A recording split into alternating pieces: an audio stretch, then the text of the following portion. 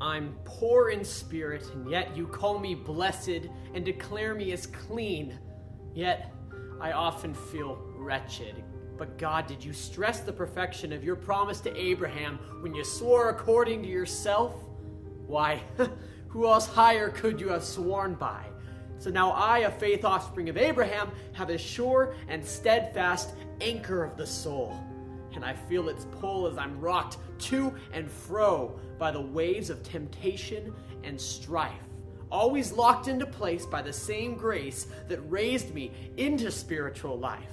And I was chosen for this fight, intended to depend upon the foundations of election, to be sustained through the pain as I await the day when the storms fade away. Father, I yearn for calm waters like you promise, because if I'm honest, I often question if your grace is for me. I panic and I turn my rudder into the sea to see where the waves may take me, aiming to drift away from my anchor, aching for immediate freedom from the trials and pains of this war, yet I'm always left wanting more. The spirit indeed is willing, but the flesh is weak. God, I know that feeling. And while I seek to be obedient, to spread your fragrance where I've been entrusted, I'm burdened beyond my strength to keep my trust in you, even though I know that is exactly what I need to do in order to find perfect peace. But wait a minute.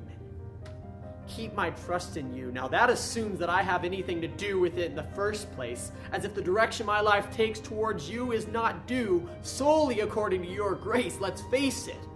Faith is allotted in perfect proportion, authored and perfected in order to maintain a perfect balance between courage and humility.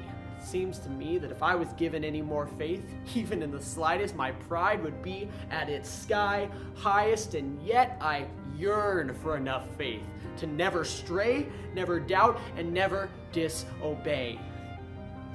But humility comes only through knowing that only through you can I do what you have called me to. And it's a paradox. We're hopelessly lost, dependent only on that cross, depending on the Spirit to bring about obedience. And yet, we're commanded to obey, to pray, and to seek Him. This gets me frustrated, you see? God, I await the day when worshiping you is all that remains, and yet you delay. Why? And then you reply that I am making you a living sacrifice, a minister of a new covenant. Now go out there and love them.